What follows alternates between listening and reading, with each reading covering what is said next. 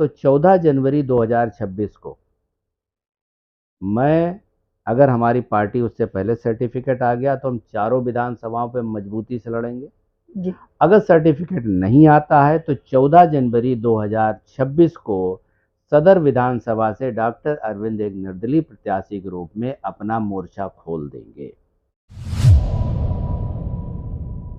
हमने उस टाइम भाजपा छोड़ी जब भाजपा हारी हुई नहीं थी, अपने शिखर पे थी। रेत के टीले बनते बिगड़ते रहते हैं, चट्टाने कभी अपने सर को नहीं झुकाती। सर को नहीं। अब फर्रुखाबाद के सांसद मुकेश राजपूत जी को कितने नंबर देना चाहेंगे? देखिए, नंबर तो तब दिए जाएं जब आपने कोई सवाल का आंसर दिया हो। जब आप खाली पुस्तिका आप जमा कर आए तो उसमें हम नंबर हम कहाँ से दे दें, आप बताइए। 2 लाइनें हैं, बर्बाद गुलिस्ता करने को बस एक ही उल्लू काफी है, और अंजाम गुलिस्ता क्या हो जब हर साख पे बैठे। तलैया फजल इमाम है, ठीक है। सही बात तो यह है कि वहाँ के लोग थोड़े दिन बाद नाव और खरीद लेंगे कि जब बारिश होगी तो नाव से निकला करेंगे। मुझे लगता है कि जब तक मेरे पिता की जो छत्र छाया में जब तक मैं रहा, वो मेरा सबसे अच्छा समय था। और केदारनाथ का जो वो 2013 में जो हुआ जी, वो मेरे जीवन का सबसे खराब वक्त है। भारत 1947 में आज़ाद हुआ था, अल्लाहगंज को तुम्हारे बाप ने 1974 में आज़ाद कराया था।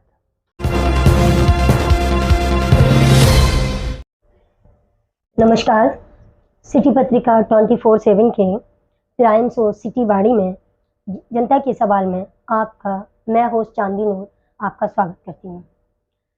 सिटी बाड़ी के फर्स्ट और सेकंड को जो कामयाबी मिली है वो आपका प्यार है।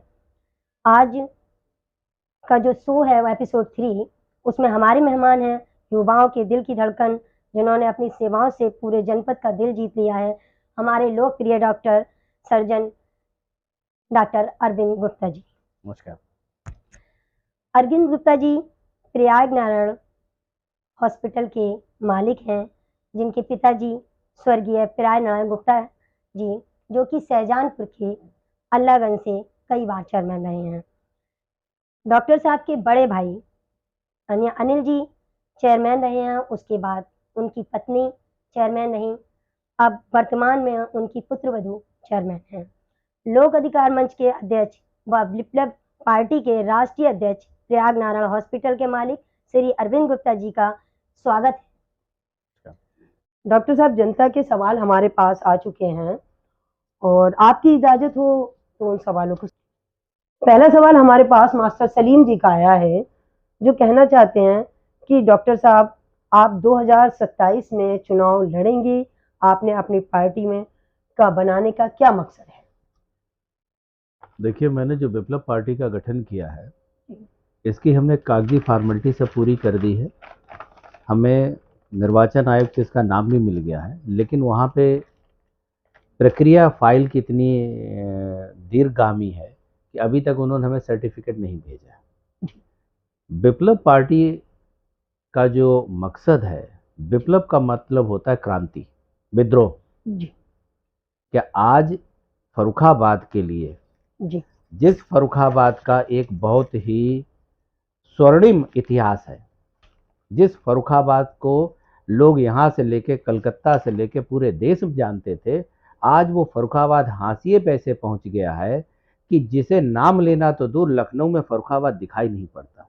क्या इसके लिए किसी को क्रांति लाने की जरूरत है या नहीं? जी बिल्कुल। विप्लव पार्टी का केवल एक मकसद है, हम फर्रुखाबाद की जो व्यवस्थाएं हैं, जो फर्रुखाबाद की दीनता है, जो फर्रुखाबाद की बेरोजगारी है, एक तरीके से पूरा फर्रुखाबाद हमारा एक बहुत ही उत्तर प्रदेश के सबसे पिछड़े जिलों में चला गया है।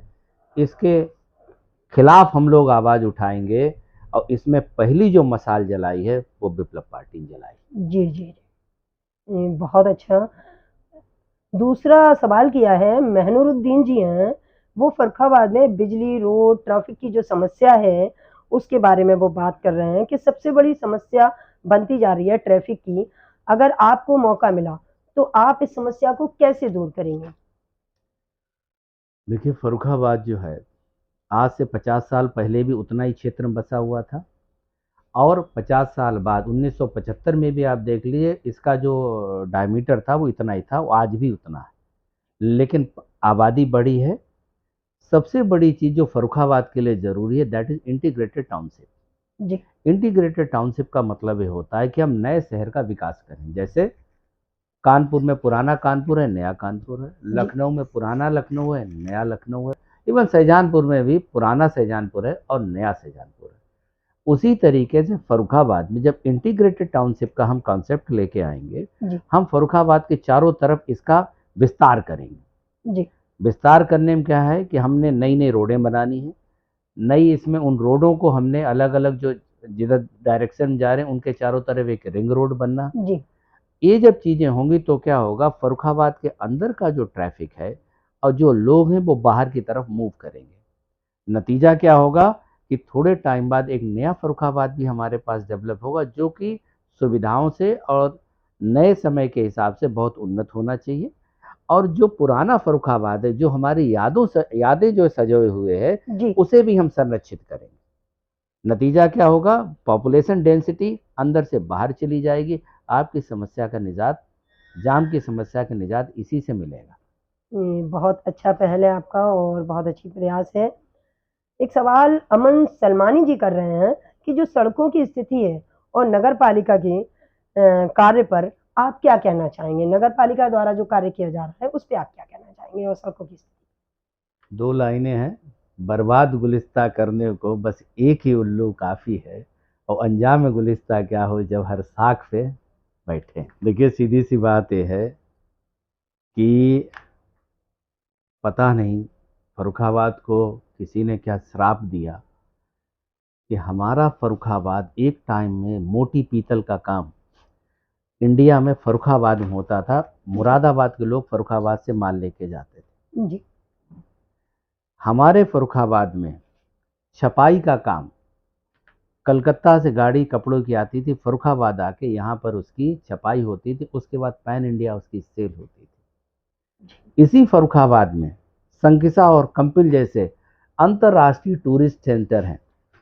श्रृंगी रामपुर, नीम करोरी धाम, गंगा घाट जैसे प्रादेशिक पर्यटन स्थल हैं। हमारे फर्रुखाबाद में आलू का बहुत बड़ा व्यापार है, लेकिन उसके बावजूद भी पूरे उत्तर प्रदेश का सबसे पिछड़ा जिला फर्रुखाबाद है। तो सीधी सी बात है कि हमारे जो जनप्रतिनिधि हैं, जी, और एक बात आपको बता दूं, हमारे यहाँ परंपरा का निर्वाह हो रहा है। लोग कहते हैं हमारे पिताजी ने कोई डेवलपमेंट नहीं कराया तो हम क्यों कराएं। अब ये जो परंपरा का निर्वाह हो रहा है, अपनी विरासत को आगे बढ़ाने का हो रहा है, जी। कि हम काम नहीं करेंगे इसीलिए जनता हमें वोट देती है। ये उनको अपने दिमाग में उनके में चल रहा है। जी, होना भी चाहिए। जी, जब मान लीजिए किसी व्यक्ति ने कोई काम नहीं किया, वो एक बार जीता, दोबारा फिर जीता और तीसरी बार फिर जीता, तो सीधी सी बात है, गलती उस जनप्रतिनिधि की नहीं है। आज जनता को अपनी ओर सोचना पड़ेगा, अपना आत्ममंथन करना पड़ेगा जी। कि आखिर हमने कौन सी ऐसी परिपाटी बना दी कि जिसमें लोग बिना काम करे ही जीत रहे हैं। अ, बिल्कुल सही बात है और मैं आपकी इस बात से सहमत हूँ। एक सवाल अभय कुमार जी कहते हैं, अभय कुमार जी हैं और मुझे लगता है कि आपने उसके बारे में मुझे अभी बता भी दिया है मगर किंतु सवाल उनका है तो मुझे आपसे पूछना भी पड़ेगा। उन्होंने बोला है कि अगर आपको मौका मिला, अगर हमारी पार्टी को आपको मौका मिला, तो आप फर्रुखाबाद के विकास के लिए जो योजनाएँ बनाई हैं आपने, वो योजनाएँ कैसे उसको लागू करेंगे और किस प्रकार हमारी फर्रुखाबाद की तरक्की करें? किसी भी समाज का जी, विकास केवल तब हो सकता है जब हम एक गुणवत्तापूर्ण, फ्री में बच्चों को पहले तो शिक्षा दें।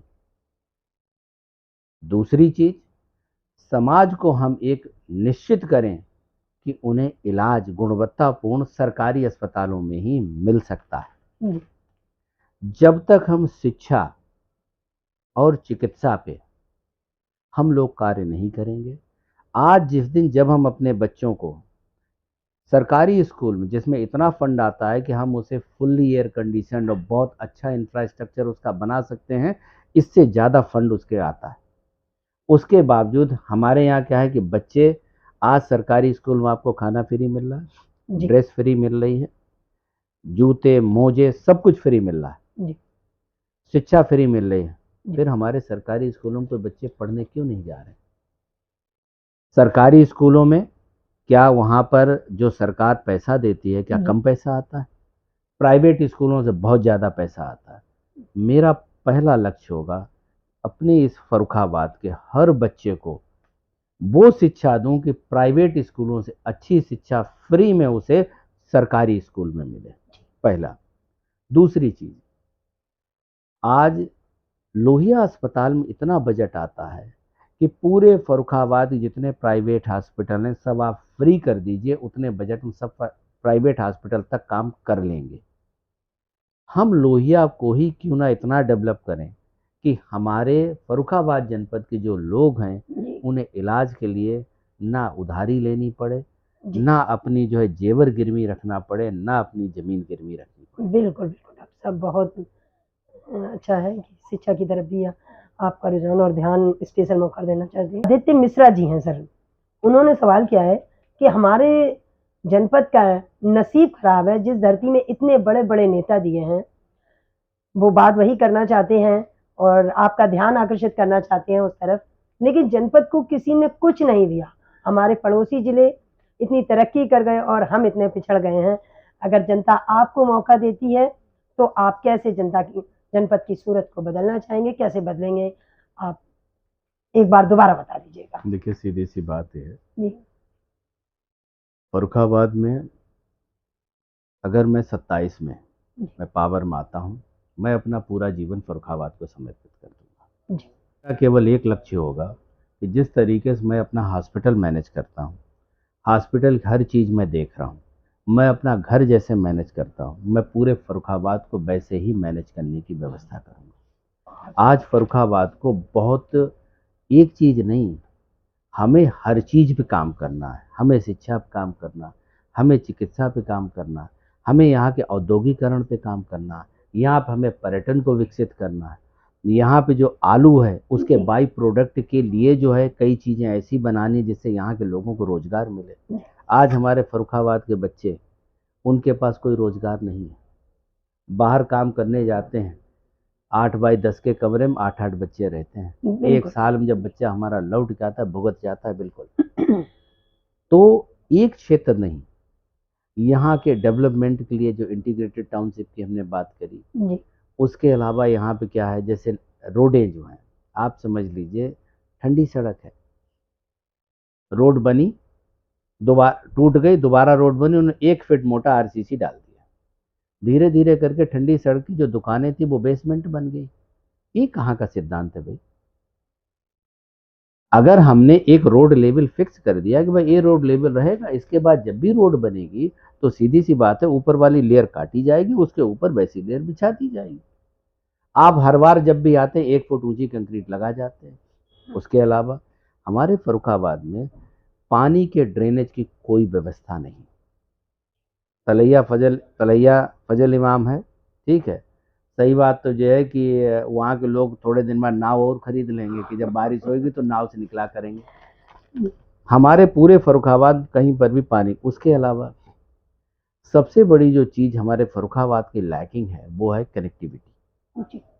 हम किसी एक्सप्रेस हाईवे से कनेक्टेड नहीं हैं, हम किसी मेन लाइन से कनेक्टेड नहीं हैं।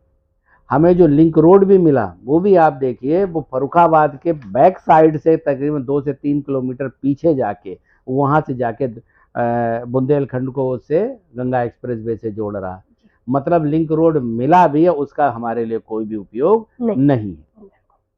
तो सीधी सी बात है, फर्रुखाबाद में हर चीज़ को ऐसे लेके चलना होगा कि हम फिदाए फर्रुखाबाद, फर्रुखाबाद हम पे फिदा। बहुत बहुत अच्छा है। डॉक्टर साहब, एक तालिब मंसूरी जी हैं, और वो सवाल कर रहे हैं, और सवाल भी उनका ऐसा है कि आप पहले भाजपा छोड़कर, उनका कहना है कि आप भाजपा छोड़कर समाजवादी पार्टी में, और आगे फिर आपने समाजवादी पार्टी छोड़ दी, आखिर क्या वजह थी, अगर आप बताना चाहें तो। बिल्कुल। एक बात बताइए, मैंने जब भाजपा छोड़ी उस टाइम भाजपा अपने शिखर पे थी। कौन व्यक्ति ऐसा होता है जो सत्ता का सुख छोड़ के, और उस टाइम जब शिखर पे पूरी गवर्नमेंट उसकी है, उसके बावजूद उसने सत्ता के लिए उन्होंने कहा नहीं। क्योंकि वजह ये थी, भारतीय जनता पार्टी के जिन जनप्रतिनिधियों को मैंने जिताने में पूरी अपनी जी जान लगा दिया, जी क्योंकि उससे पहले समाजवादी पार्टी की सरकार थी, यहाँ फर्रुखाबाद में कुछ नहीं हुआ। उससे पहले बसपा की सरकार थी, तब भी कुछ नहीं हुआ। अब बीजेपी गवर्नमेंट की उम्मीद थी कि ये फर्रुखाबाद का विकास करेंगे, हमारी यही उनसे बात हुई। जी जी मैंने साल देखा, 2 साल, 17 से लेके 20 तक आ गए, नतीजा क्या हुआ कि फर्रुखाबाद के विकास की तो बात छोड़ दीजिए, जो था वो भी चला गया। अब केवल एक चीज़ थी कि अगर मुझे सत्ता की लोलुपता में ही रहना था तो मैं अपना जो है सत्ता में बना रहता, कोई ना कोई पद हमें मिल ही जाता, ठीक, अपने मौज से सत्ता में रहते। लेकिन हमने सत्ता से बगावत करी, खिलाफत ली उससे। हमने उस टाइम भाजपा छोड़ी जब भाजपा हारी हुई नहीं थी, अपने शिखर पे थी। भाजपा के कार्य से आप सेटिस्फाइड नहीं थे, एग्जैक्टली। यह कारण था। अब रही बात समाजवादी पार्टी की, तो अखिलेश जी और मेरे संबंध जो है, मैं सच बात आपको बताऊं, फर्रुखाबाद जनपद में जितने भी पुराने समाजवादी है, नए समाजवादी, इन सबसे अच्छे मेरे संबंध उनके साथ थे और आज भी हैं। जी लेकिन मैं उसमें प्रवक्ता था। उसके बाद उनका ये था कि तुम प्रदेश में आ जाओ। लेकिन एक बात आप बताइए, फर्रुखाबाद जब यहाँ पे अतिक्रमण के लिए पूरा फर्रुखाबाद खंडहर कर दिया जी गया, मैंने अध्यक्ष जी से कहा, हमने कि अध्यक्ष जी, फर्रुखाबाद की जनता के ऊपर बहुत अत्याचार हो रहे हैं, कहर टूट रहा। जी सदन शुरू हो गया, आप सदन में इसकी आवाज़ एक बार उठाइए। बोले हम कौन से वहाँ से जीते हैं जो हम उन लोगों और टूटने दो। अब आप एक बार बताइए, जो व्यक्ति फर्रुखाबाद के लिए कुछ नहीं करेगा, मुझे उस पार्टी से, उस राजनीति से क्या लेना देना। जी, आपका निर्णय यहाँ पर बहुत अच्छा रहा। दोस्ती अपनी जगह है और जनता का कार्य या जनता का प्रेम अलग है। बिल्कुल सही बात। उसके बाद ये कहना चाहेंगे कि आखिर आपने वजह बता दी है, और एक सवाल और है कि आपके सत्ता में पहुँचने के बाद आपका जब कार्य होता है, तो आपने बताया कि आप इसको डेवलपमेंट करेंगे, फर्रुखाबाद को उम्मीद भी है और आपसे, वो फर्रुखाबाद को आपसे बहुत प्यार भी है।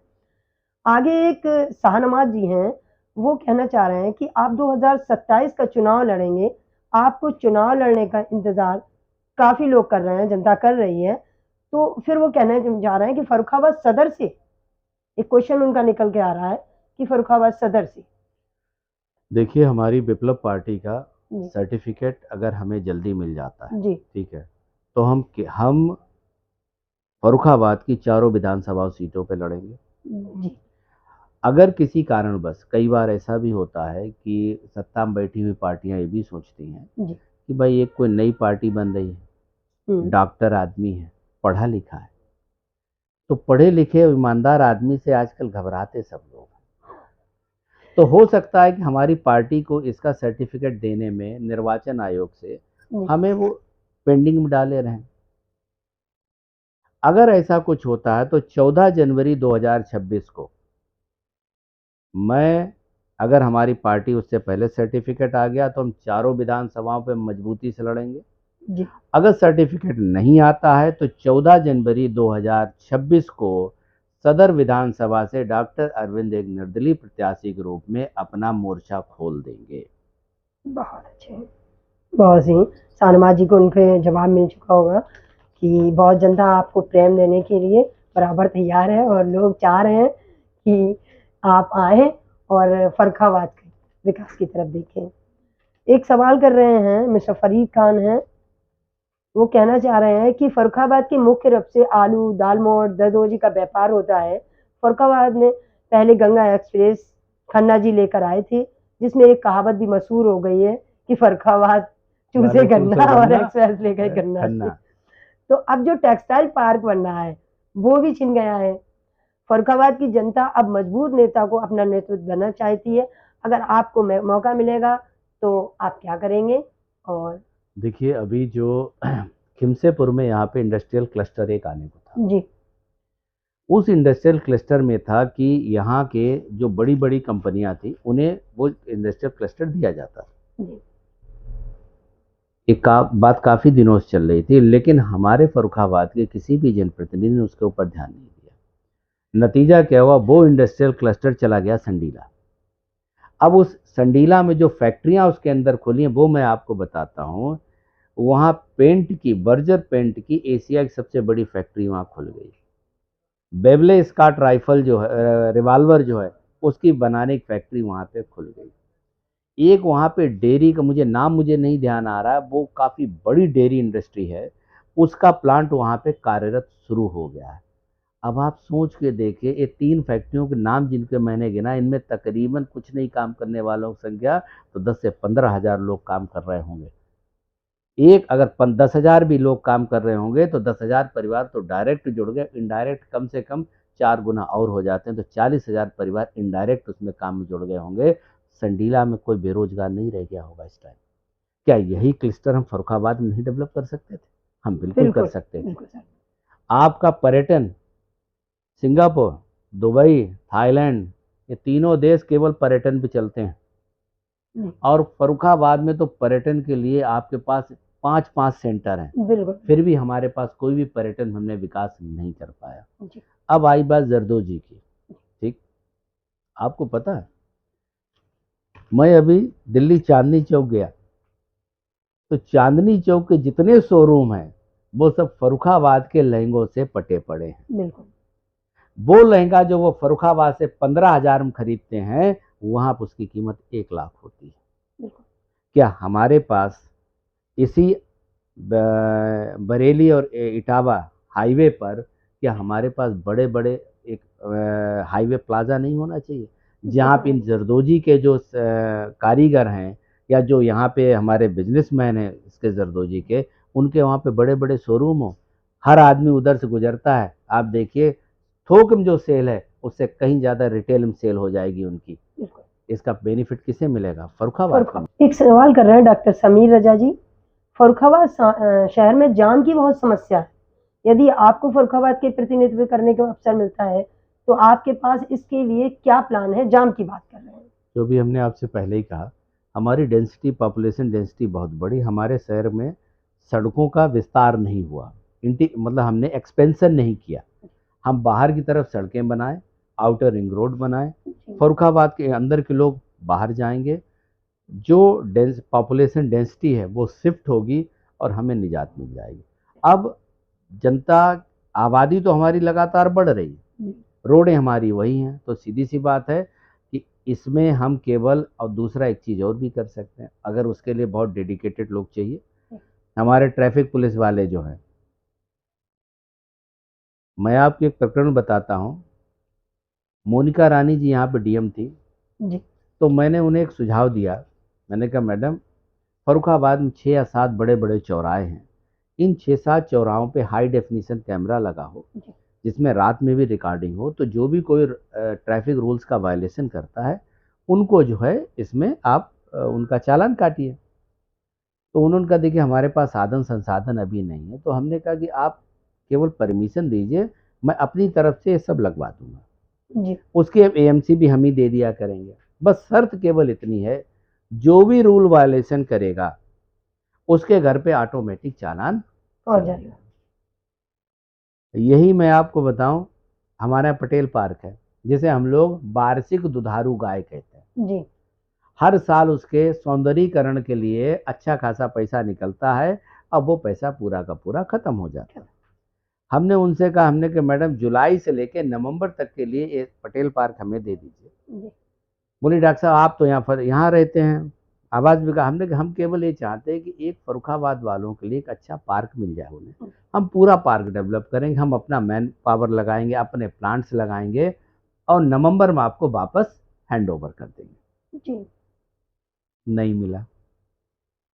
हमने यहाँ पर धर्मपुर कटरी की जो है गौशाला को हमने गोद ली, हमसे उनसे कहा कि भाई ये हमें गौओं की स्थिति बहुत खराब है, तो वो इसके लिए तैयार हो गए। जी उन्होंने कहा ठीक है डॉक्टर साहब आप अपनी, हमने वहाँ जाके सब पतेल अतेल पूरी कटवाई, उसके चारों तरफ बाउंड्री है, जी वहाँ जो सानी करने के लिए नादें थी उन सबको क्लीन कराया, जनरेटर की व्यवस्था, डी इंजन की व्यवस्था करी, 2 केयरटेकर वहाँ पे रखे, पूरी सफाई कराई। उसके बाद वहाँ पर आसपास के लोगों ने देखा कि एक गौशाला अच्छे से डेवलप होगा, उन्होंने वहाँ जो केयरटेकर थे उन्हें डराना धमकाना शुरू कर दिया। अच्छा हमने कहा भाई इनमें थोड़ी तो आप मदद करिए, वरना वहाँ पे कैसे आदमी रहेगा। हमें कोई मदद नहीं मिली। फिर बाद में हमने कहा चलो अब गौवंश, अब हमारी तैयारी हो गई, आप गौवंश वहाँ उतरवा दीजिए। भाई हम तो जी गौवंश उतार के नहीं ला पाएंगे। कोई गौवंश नहीं उतारा गया। At the end of the day क्या हुआ कि वो गौशाला हमें एज इट इज छोड़नी पड़ी। करने को हम अगर हमारी इच्छा हो, देखिए आज फर्रुखाबाद के जितने जनप्रतिनिधि हैं जी या मैं हूँ, आप लोग हैं, दिया तो सब कुछ हमें फर्रुखाबाद नहीं है। बिल्कुल क्या हमारा फर्ज नहीं बनता है कि हम फर्रुखाबाद को भी कुछ वापस दें? भाई हमें फर्रुखाबाद से मिला, उसके बाद हम अपने मौज में चले गए और फर्रुखाबाद को हमने एज इट इज छोड़ दिया। बहुत अच्छा तरीके, ज़्यादा तो लोग यही कर रहे हैं। उन्होंने इस्टेब्लिशमेंट यहाँ किया, उसके बाद धीरे से अपना बाहर इस्टेब्लिशमेंट किया, बच्चों को सबको बाहर शिफ्ट कर दिया। मुझे लगता है कि एक नई सोच, एक नई मसाल जलनी चाहिए। हम्म, आपका कहने का तात्पर्य ये है कि प्रशासन द्वारा भी साथ नहीं मिला, क्योंकि जो आपका प्रयास था आपने अपनी साइड और से बहुत अच्छा कोई प्रयास कोई किया। ऐसा नहीं था कि मैं वहाँ पर गौएं पालूंगा तो मैं जी वहाँ जी पर डेयरी खोल के दूध मैं पीऊँगा, या पटेल पार्क में जो हम जाके जी वहाँ टहलेंगे। लेकिन एक ये था कि जिस फर्रुखाबाद ने मुझे सब कुछ दिया, जी जी तो अगर मैं उसे कुछ वापस दे सकूं, फर्रुखाबाद के लोगों के चेहरे पे थोड़ी सी मुस्कान आ जाए, जी तो मुझे लगता है कि एक बड़ा काम हो जाएगा। बिल्कुल। आपके द्वारा एक मरीजों को सहयोग किया जाता है कि आप के यहाँ कुछ जो भी मरीज आते हैं और आप तो सर्जन हैं और आपके हाथ में शिफा भी है, मालिक ने बहुत शिफा दी है, तो जो आप छूट देते हैं तो बताना चाहेंगे कि आपने कुछ लोगों का ऑपरेशन फ्री भी किया है और हम लोगों के संज्ञान में। नहीं देखिए मेरी बात समझिए, जी इसे मैं कतई इसमें नहीं लाना नहीं चाहता। देखिए डॉक्टरी का जो काम है, मैं कोई ऐसा नहीं कर रहा, हर जी डॉक्टर के करना चाहिए। जी देखिए सीधी सी बात है, अगर मान लीजिए किसी कोई पेशेंट आया, जी देखिए सबका अगर हम चाहें कि फ्री इलाज हो जाए तो जी नेचुरल सी बात है, इतने साधन नहीं हो संसाधन सकता हमारे है। पास भी है। जी लेकिन अब कोई व्यक्ति ज़रूरतमंद आया, जी ठीक, और उसके पास मान लीजिए पैसे नहीं, अब वो सीरियस है, तो क्या मना कर देंगे? कल वो अगर मर जाता है जी तो क्या मेरा पैसा और क्या उसका पैसा कोई काम आएगा?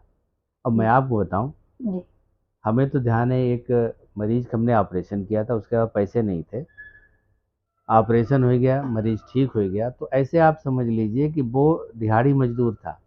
जी वो बीच बीच में 100-100 रुपए करके आता था, 100 रुपए दे जाता था। कोई भी ऐसा नहीं है कि जो आपके पैसे लेके जाएगा, लेकिन उस पैसे का अब उसके पास नहीं है, कहाँ से लाए? अब दूसरा एक बात बताइए, जी आज फर्रुखाबाद की स्थिति, कोविड के बाद फर्रुखाबाद झुलस गया। जी फर्रुखाबाद के लोगों की कतई इनकम नहीं बढ़ रही। क्या डॉक्टरों का सबका फर्ज ये नहीं बनता है कि हम अपनी फीस जो हमारी 2020 में थी वही हम 25 तक रखें? बिल्कुल देखिए सीधी सी बात है, पैसे का आप, मैंने कोविड में एक चीज़ पहले भी मुझे पता था, लेकिन कोविड में बहुत अच्छे से महसूस किया, जी 100 रुपया से ऊपर खाना आप दिन भर में नहीं खा सकते, चाहे आप रिक्शे वाले हों और चाहे आप अरबपति हों। तो जब 100 रुपये से ऊपर खाना नहीं खा सकते हो, तो बैंक में ही अगर आपने पैसा रखने के लिए जो है आप पैसा पैदा कर रहे हैं, तो मुझे लगता है कि कहीं ना कहीं ये बीमारी है पैसा इकट्ठा करने की। बिल्कुल अगर वो पैसा आपका किसी के काम आ जाए, देखिए सबसे ज़रूरी आज के समय वो है दुआएं।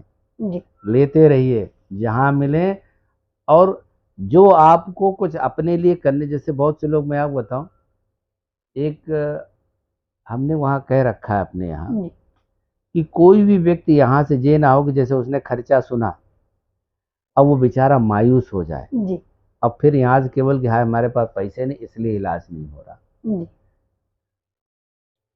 उसे हमसे मिलवाओ जरूर, और प्रयास करो कि उसका जैसे भी हो सके वैसा उसका काम होना चाहिए। और ये नॉर्मल चीज़ें हैं, इन्हें अतिशयोक्ति देने की कोई ज़रूरत नहीं, ये हम सबको करना चाहिए। कहीं मान लीजिए जैसे आप ही लोग हैं, कहीं जा रहे हैं, कोई जी ज़रूरतमंद ले पानी पिला दिया उसे, बिल्कुल ठीक, कुछ ने बिल्कुल उन्हें ये 2 पूड़ी खिला दी जो है।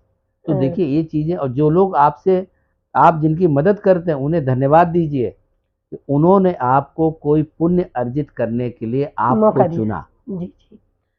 ये डॉक्टर खान जी थे जिनके सामने कुछ लोग आपके द्वारा सहयोग किए हुए लोग उनके पास आए और उन्होंने स्पेशल धन्यवाद कहलवाया है आपको कि आपने उनकी मदद की है। उनको इलाज में भी छूट दी है और ऑपरेशन भी उनका हुआ है और आपने नहीं बताना चाहा क्योंकि ये चीज़ आपने रखी कि ये चीज़ अलग है और ये आपका बहुत बड़ा फल है। एक सूरज जी हैं जो आपसे सवाल करना चाह रहे हैं कि आपके पिताजी केदारनाथ में जो प्रलय आया था उसमें वह गए थे। उस समय आपका परिवार सामान्य था। आखिर क्या हुआ था आप बताना चाहेंगे? देखिए वो एक सीधी सी बात ये है कि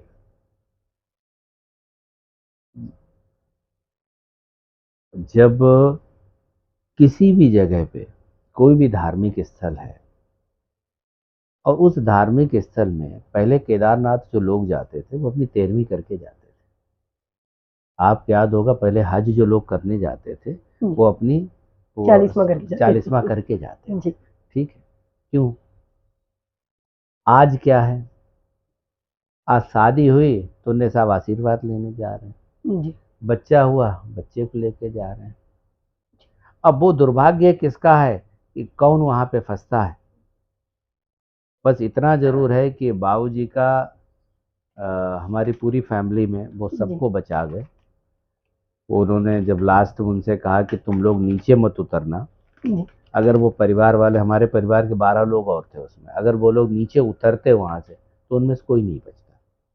क्योंकि जब वो पीछे वाला पहाड़ टूटा है तो हमारे परिवार के सब लोग ऊपर थे, वो देख रहे थे कैसे ऊपर से टूटा है, कैसे पूरा का पूरा मलबा नीचे जा रहा। बाबूजी उस टाइम रामबाड़ा में थे तो वो तो पूरा का पूरा ही साफ हो गया, विद इन सेकेंड्स वहाँ कुछ नहीं बचा। तो मुझे लगता है कि धार्मिक स्थलों में अगर आप में ऊपर वाले में श्रद्धा है जी, तो अपना आंख बंद करिए और उस परमात्मा, उस ऊपर वाले का अपना ध्यान करिए। सब जगहें जाने के लिए जो बुजुर्ग हैं हमारे उन्हें जाने दीजिए। यूथ लोग, आप लोग और भी बहुत से कार्य हैं जो आप लोगों को करने जी, जी, यहाँ रह के पुण्य कार्य कीजिएगा बिल्कुल, और हज वाला और धाम वाला स्वभाव मतलब वो टूरिज्म मत बनाइए। जी, जी। कुछ पर्सनल क्वेश्चन किए हैं डॉक्टर साहब। आपका निकनेम क्या है?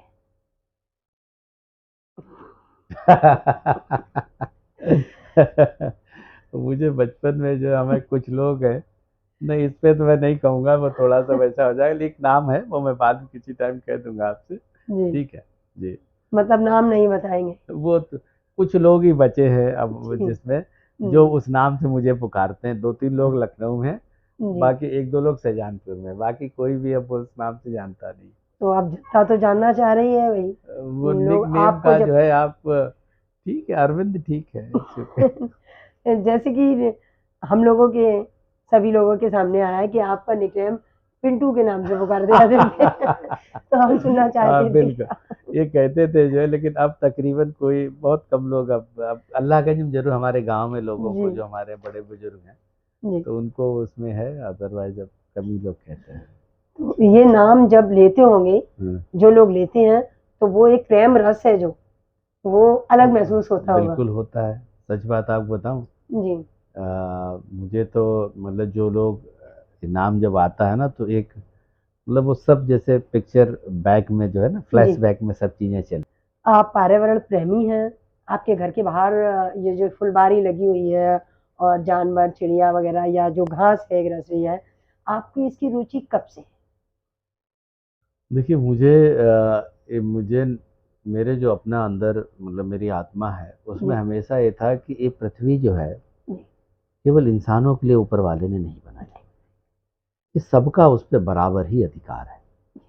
चाहे वो जानवर हो, चाहे वो पक्षी हो, जी, चाहे वो आपके पेड़ पौधे हों, सबका बराबर इस पृथ्वी पे अधिकार है। जी, तो हमारा एक प्रकरण था, हमारे पास जब ये जगह ली थी तो ये जगह ज़्यादा बड़ी थी नहीं, पूरे में हॉस्पिटल ही बन गया। तो हम लोग छत पे रहते हैं, तो हमारी धर्म पत्नी जो है बोली कि भाई हमें आप ज़मीन लेके, तो हम तो ज़मीन पर घर अपना बनवाएंगे, हमें ऊपर नहीं अच्छा लगता। हमने क्यों नहीं अच्छा लगता? बोले यहाँ पेड़ नहीं है, पक्षी नहीं है, जानवर नहीं है हमारे पास। हमने ठीक, थोड़े दिन के अंदर हमने पूरा का पूरा एक बगीचा ऊपर बना दिया। आज वहाँ पे गिलहरियाँ हैं, चिड़िया हैं, कबूतर हैं, बतख हैं, मुर्गे हैं, कुत्ते हैं, सब हैं वहाँ पर।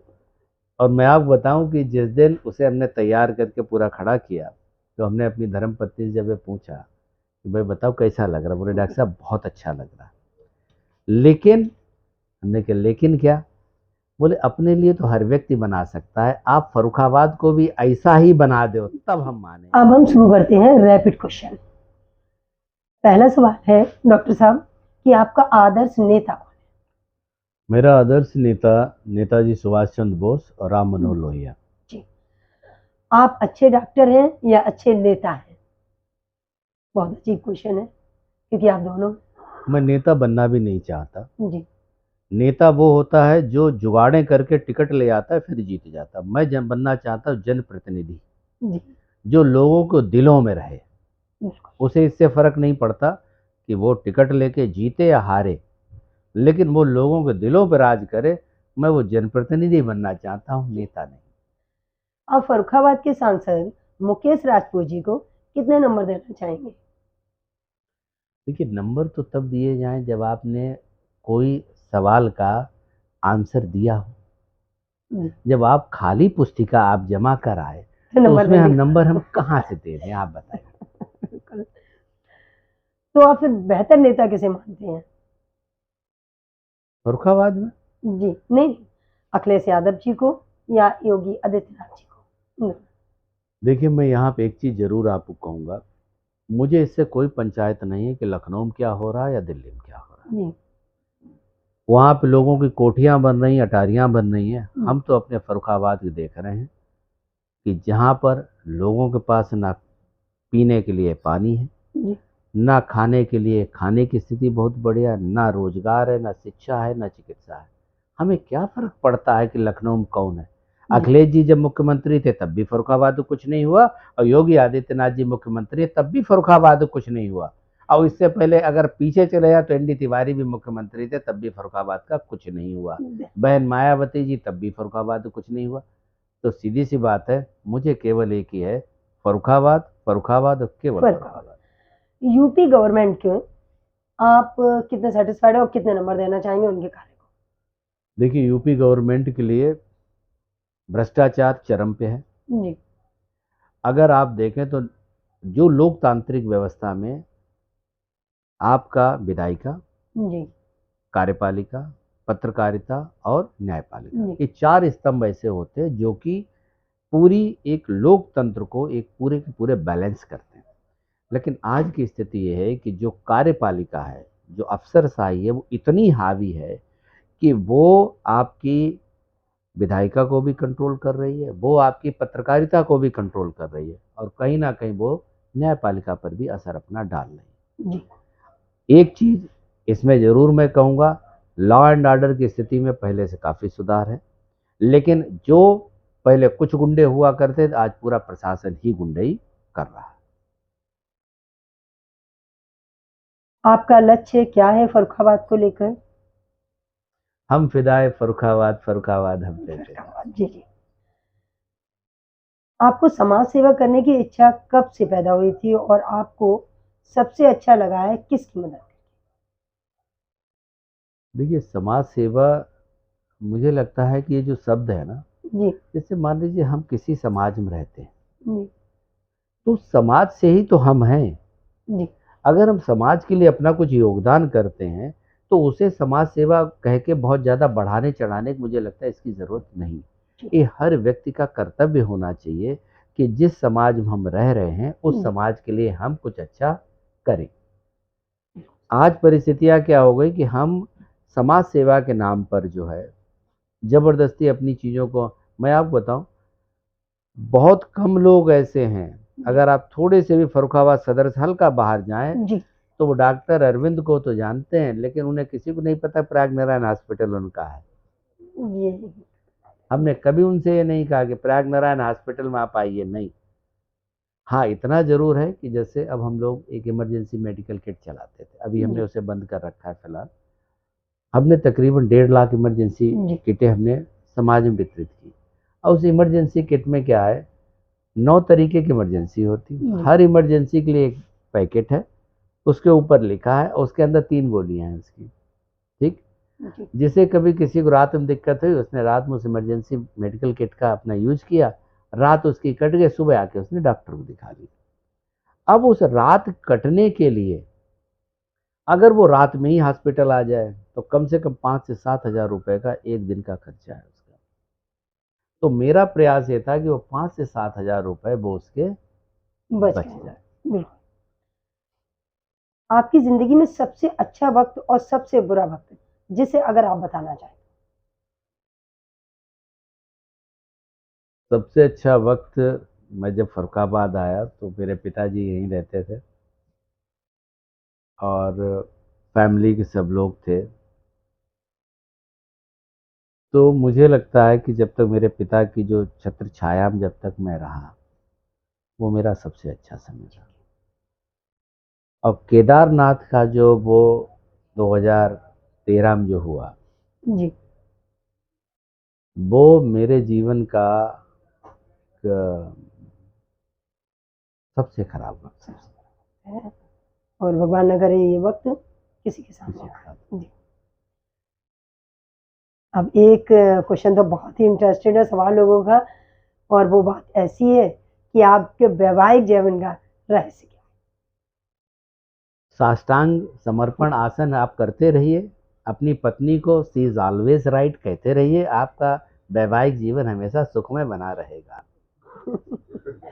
आपकी जोड़ी बहुत सुंदर है और लोगों को बहुत, आपका जो प्रेम है दोनों का, वो देखकर लोगों को बहुत खुशी होती है कि इसी प्रकार लोगों को प्रेम बना रहे।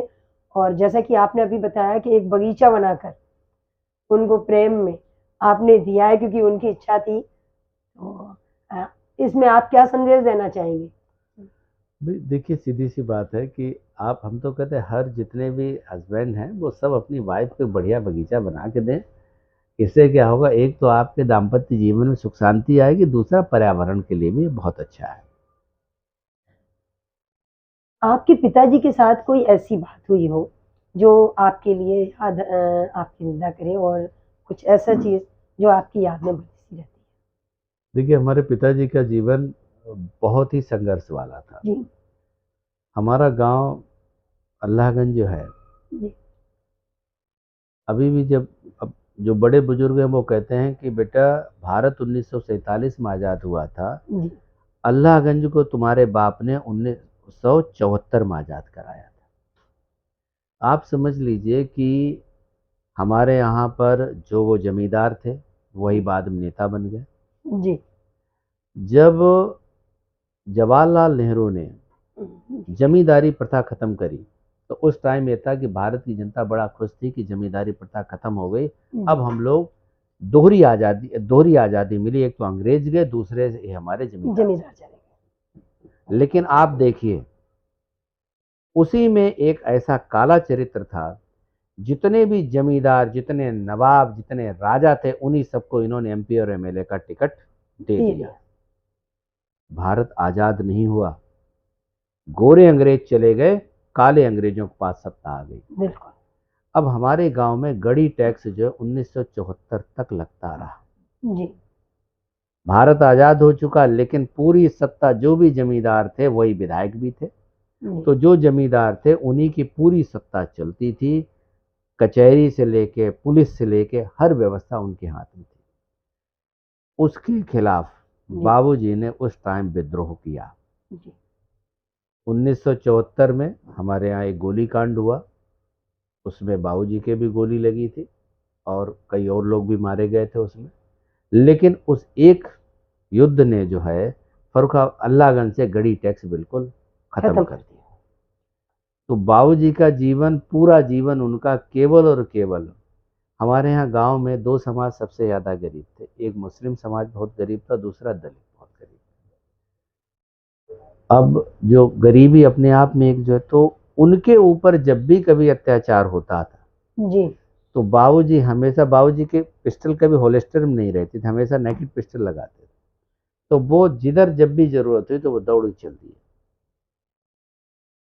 कि केवल ये है कि इनकी इज्जत व आबरू तो हम बचा ही लें। जी तो बाबूजी का पूरा जीवन, और शायद वही जो संघर्ष की स्थिति है, जी तो जो अभी आपने सवाल नहीं किया था, आपने भाजपा क्यों छोड़ी, देखिए जी सीधी सी बात है, रेत के टीले बनते बिगड़ते रहते हैं, चट्टाने कभी अपने सर को नहीं झुकाती। सर को नहीं झुकाती हैं, बहुत अच्छी बात तो है सीधी आपकी। सी बात यह है कि सत्ता हो या ना हो, जी अगर फर्रुखाबाद की बात करोगे तो आपके साथ खड़े रहेंगे, लेकिन अगर फर्रुखाबाद की बात नहीं करोगे तो टाटा बाय बाय, चाहे तुम सत्ता में हो और चाहे तुम विपक्ष में बैठे हो। बिल्कुल।